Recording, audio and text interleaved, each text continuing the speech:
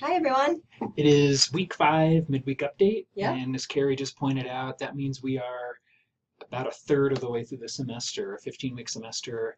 it's I'm no going math fast. major, but 15 divided by 3, yeah. It feels like a milestone, I guess. I think, we all deserve a little pat on the back Yep. for having made it a third of the way through. So keep up the great work.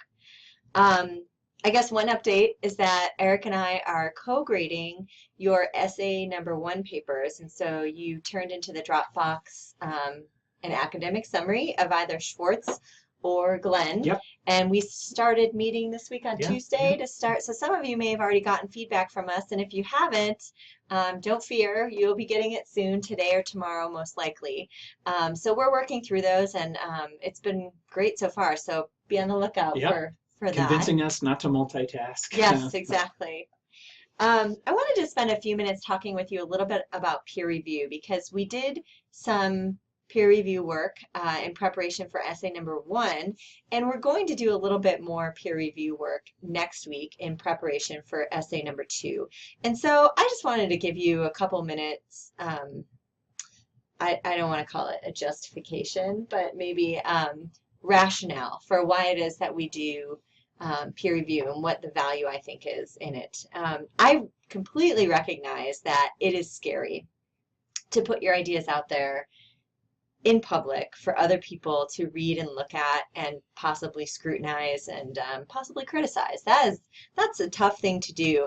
And somehow writing, I think, feels more personal than like a math problem or something. So, if we were all, showing our math work in a discussion board, somehow my sense is that students wouldn't feel like so much was on the Do you line. think that's because we all admit that we're probably not as good at math as we want to be, or that we know that math Yeah, takes practice, and so we're kind of okay being, you know, not so great at math and realizing we have to learn it. But yeah, there's something different about writing, even though we know that it's something we have to practice and it's a skill and we get better at. I think we just want to pretend that we're already there, experts at that it. we've already arrived, and that I don't know. I think for some reason we tend to think that writing is more of a reflection of our Yeah, my math identity. problem isn't. It's Yeah, not who I am. my math problem's not who I am. And part of that is because, writing is tied to communication, which is tied to our voice, right? And it's who we are and how we represent ourselves. And so if you don't feel that you're doing a good job with writing, you may feel like that reflects your value as a person. I don't know, I'm probably getting too psychological here, but I think it can just feel very vulnerable. It feels that way to me, even when I show my husband, whom I've been married to for 11 years, something that I wrote, I get a little nervous inside, like, I hope he doesn't. I hope he doesn't pick it apart, too much. And he does the same with me because he lets me read his work a lot too. So it's normal to feel some reservation, some fear, putting your writing out there. But the fact of the matter is, writers need readers. Readers are a part of the process. They help us take our work from one stage to the next stage. And so while it's not always comfortable, it is really something that's in our best interest. And so this will come up again when we talk about the good life, which is our next unit Yep, in we'll be headed philosophy. there. We'll be talking about struggles that are good for us, and this is probably one of those struggles that it's not exactly something that feels fun, but it's usually worthwhile and it has some payoff in the end. And so what do I think the payoff is for you with peer review? Well, I think for one, it's really helpful for you to see your peers struggling with the same assignment that you're struggling with. It just helps you to feel like we're all in this together. I'm not the only one alone in my office at home, having trouble with this. It's kind of good to know that, okay, a lot of other people are trying to, work this out too. Secondly, I think sometimes looking at your peers' work can help you have breakthroughs with your own writing. It could trigger a thought or an idea, or you might say, "Oh, I really like how the person handled this. How might I, um, emulate that, or how might I take? Or I really didn't like how the person handled this. I have to make sure I'm not doing that same thing in my essay." So it can be really informative, I think, as you reflect on your own writing. Usually peer review asks you to take into account the rubric that Eric and I are going to use to grade your work. And so if you're looking at our class rubric and then, looking at someone else's writing, well, you're getting a heads up as to how your work is going to be evaluated. And so that can only be helpful, I would think. And then finally, I would just say that the expectation is that you don't have to be a teacher, you don't have to be a writing expert, you don't have to give advice that is right all the time. You just have to be a reader who gives the kind of advice that you might want to receive, something helpful, something, maybe some positive encouragement, and then maybe a couple of ideas for how the writer could take their draft to the next level. You don't have to fix everybody's grammar or their mechanics. You're just giving some readerly feedback. And the beautiful thing about it is that the writer can choose whether to take your feedback or not. You don't have to be scared and think, oh no, I probably gave that person bad advice, because ultimately it's the writer who gets to decide if it's good advice or not. And so they're still in control of their paper. So you don't have to feel like, I'm not qualified to do this. What if I screw up their paper? You're just giving help. You're just giving some readerly feedback, and then the writer gets to choose what they want to do with that. So that's my stance on peer review. We are going to do some more peer review next week. So in fact, here's a preview of next week's peer review. We have it up there right now. I would say also, I welcome student feedback on peer review. So if you had either a really positive experience or maybe not a not so positive experience, maybe you didn't get any feedback, maybe you got crummy feedback, I would be happy to hear from you through an email, just so I can gauge how I can make this type of exercise more useful in the future. So I'll just add a couple of thoughts here. Right now, you are in the writing prompt for this week. You're really talking about peer review, right? Because we're talking about Jill and Nate, and what can happen in a peer review when you don't want to be honest, and how that might really impact your own integrity and the person who, may really, really want your feedback. And so what I love about peer review, especially in an online class like this, is it's a two-way street, right? I mean, you need the peer review, and the other person needs your, we'll say, honest, with charity and with compassion. So does peer review have to be brutally honest? No. The word brutal doesn't need to go in there, or cruel. Constructive criticism, helping people make their paper better. It's all in the spirit of helpfulness. Absolutely. So I mean, it's good. Not always easy. It's not always easy. I agree. And I'll just add one more thing. I mean, I think Carrie and I have mentioned this. We can always tell when someone submits what really is a draft as their final essay. And unfortunately, we do comment, this could have been a grade higher, right? If the person would have taken one more revision, would have done one more set of, and so it really is an opportunity to raise your grade. I mean, and so take that opportunity. And most all of you want A's in this class, get an A on this paper. Yep. What are we at? 7 minutes, 8 minutes. So let's talk a little bit about, so as I said in the writing prompt this week, you're talking about the categorical imperative, first formulation, second formulation. So expect some feedback from me over the weekend once the writing prompt is done, and you'll have next week to work on this draft. So I've looked, things are looking pretty good in there. I just wanted to offer a couple of updates on the categorical imperative. Feel free to jump in, Carrie. First of all, several people have emailed me saying, I need more on the categorical imperative. So if you're struggling, reach out, and I am offering advice. Go back to the text. A couple of other of you have gone to YouTube and found some videos. Oh, that's a good idea. So I think what's fun about that is there's tons of stuff on YouTube. The caution is a few of them were funny and pretty right on, but I didn't think they were exactly right. So, I mean, YouTube, you kind of, who knows if it's totally accurate. However, there's a lot of information out there. So first formulation of the categorical imperative says what? Don't do anything unless you can universalize the basic rule behind it, right? Unless you can imagine every single person doing what you want to do, and it would make sense that they could do it, you're not allowed to do it either. So a couple of thoughts on this. A few of the videos that someone sent me really seemed like they were saying, the way to think about this is, would I want everyone to do this? And if we take lying as an example, I don't think we would want to live in a society where everybody lied. But that's not really what Kant cares about, right? Because that's talking about the consequences of lying. And it's talking about our desires. And not everybody has the same desires. And so it's true that most people wouldn't want to live in a society of liars or a society of cheaters, but some people might. So this talking about making something a universal rule is not about whether I would want it to be a universal rule. It is literally, is it possible to make it a universal rule? So, okay, so let me get this straight. Yeah. So Kant doesn't care about whether we like or don't like the behavior, think it's admirable or not admirable. That's not his main concern. Right. And again, it's not that he doesn't care. Right. He just doesn't think it makes sense to base morality Off of on that. our desires. Okay, so it would have to be something that, if it was implemented universally, would not work logically. Yes. It just would be impossible. Yeah, so I mean, it's So- not just bad, it literally couldn't okay. happen. So here's an example that I'll give you. So littering is a pet peeve of mine. I don't think it's good. I get annoyed when people flick their lit cigarettes out the window, or drop a McDonald's bag, out their window. Yeah. So littering is bad It's in my perspective. Sure, I and agree. Probably a lot of people I would don't agree. desire it. Okay. So would that be something, because I don't want everyone to litter, is that something that would pass the categorical? Well, let's see. What would be the general rule? Everyone should always flick a lit cigarette out their window if they have one, or everybody should always just throw their trash on the ground if they have it. Mm-hmm. That is not impossible. That could happen. Sure. But I'm going to challenge you on this.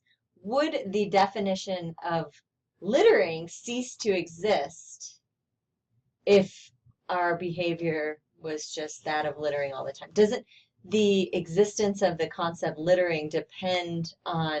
I don't think so. No? Okay. It would be a world with a lot of trash everywhere, Mhm. but I don't think it's... It wouldn't be impossible. I think this is a hypothetical imperative, right? Mhm. If you like a world without trash, then don't litter. Okay. But it's not logically impossible. Take lying. Okay. What if we tried to universalize lying? What's the point of lying? To trick people. Mm-hmm. If everyone always lied, no one would be tricked because no one would expect to be told the truth. Well, Right. if you knew your lie wasn't going to work, you wouldn't bother trying to tell one. Okay. Or what people Right. said last week about cheating. Mm-hmm. Why can't everyone in a face-to-face exam cheat? Because every single student would look to the next student trying to cheat off of that student, but that student would be looking at the next student. In a room of cheaters, if everyone's trying to cheat on an exam, no one could cheat because no one would have an original idea. Right? You cannot universalize cheating because there would be no one to cheat off of. Besides the fact that we would never get exams in the first place if we knew everyone would cheat. I think littering, we might not call it that, Right. but if you think we're wrong about littering, it's interesting. I hadn't thought about it as an example. I think that the concept would still be there. It would just be really common. Yeah. And there are certainly probably places on Earth where littering isn't considered wrong because people just throw their trash on the ground all the time and there's trash everywhere. Right. And it just is... So what I like about this is Kant would say littering isn't... It might be right or might be wrong, right? It just depends on the consequences that we want. And maybe as a society, we've agreed in Fort Collins, littering is illegal, right? It's illegal to throw your cigarettes out the window. Right. So anyway, it has to deal with this logical impossibility or this rational idea that it literally cannot happen that everybody would do it. Okay. Murder. Everybody can't murder because if everybody murdered somebody, there wouldn't be anybody left to murder anybody, right? Everyone would be dead, and then there would be no one to murder. it might be more helpful to almost think about it like a math equation. It really is. I mean, this it is so like a math logical equation. that if it doesn't hold up to the equation, then it's not something that Kant would say we need to dictate. Right, so think about lying. Even a liar has to agree that not everybody can lie. In fact, think about it. The liar wants everybody else to tell the truth. Right. That way his lies will be that much more effective. Right. What's the cheater want? The perfect world for a cheater is one where every single other person is honest. And then I can cheat with impunity, right? So I mean, that's what's wrong. That's why Kant thinks the first formulation of the categorical imperative makes sense, because what does Kant think? All human beings are rational, we're all equal. The liar and the cheat clearly think that they are special, right? Yeah. They want to be able to do something by definition that they don't want everybody else to do, right? I mean, clearly they want to set themselves apart. They don't, so Can anyway. I offer another example? Yeah, just to see if we can tease this out a little bit more for anyone who... I struggle with these concepts, and I've been studying them a long time. So, okay. What about the idea of vaccinating children? So, we generally as a society believe that vaccinations are good, Mm-hmm. right? That they ward off diseases and problems. But it may be to my benefit to not vaccinate my child because maybe I don't like that she has to cry when I take her to the doctor. I don't want to have to deal with that. And maybe I figure, well, if everybody else is vaccinating their kids, and I don't want to have to deal with any inconvenience or any small chance that something could go wrong, I just won't vaccinate. So is this a bad example or Well, what? no, I'm just no, it's a great example. It's let's see here. Let's think about this one through the second formulation of the Okay, categorical means to an imperative. end. And I'll also say when we get to the next unit on egoism, we can definitely talk Mm-hmm. about this example because we might want to bring up are people who don't vaccinate selfish because as you point out,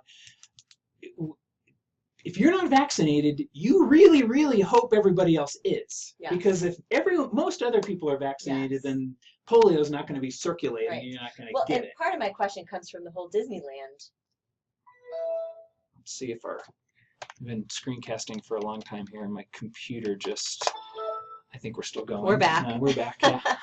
Anyway, I'm just thinking about how at Disneyland, the measles outbreak recently. So let me pose this, and we can certainly talk more about it. The reason I think the second formulation might make sense, what does it say? Never treat someone else only as a means to an end. Right. And I wonder if choosing not to vaccinate, but still wanting to get the protection of other people vaccinating is really treating other people as a means to an end, right? I mean, so I'll have to think more about this, and maybe I will, and I'll post something about it. But I guess the way I think about it is it logically impossible to say no one should vaccinate their children? I'd have to say no, because until the last 60 years, there were no vaccinations. So I don't think it's logically impossible for everybody to say we don't want to vaccinate. We would just have a lot more diseases. Yeah. Well, and it could eventually eradicate population. It could. And so it could become logically impossible. So I'll have to think more about this one. So the second formulation, what does it say? Never treat other people only as a means to an end. Never use people only to get what you want. Never use people to get your desires. Never manipulate people just to get what you want. And again, I think the reason Kant says this is if everyone is a moral equal, then it doesn't make any sense to use someone as a stepping stone to get something else, because you're really saying the thing I want is more important than a person. And Kant thinks there is nothing more important than a person, a moral entity with reason and free will. So he would again say it is just irrational to value something, right? I mean, whatever it is, more than a person. So that's the categorical imperative. We are 18 minutes in. There's some great stuff going on in the integrity discussions too. So those are fun, and I think we wanted to do an incentive. Yes, so we have an incentive for you. Thanks for watching, if you are everyone. still watching. Oh, these are Eric's puppies. The black one is Sam, and the, what do we call it? The blue is a blue heeler. Spotted. That's Ringo. You should tell the story about this.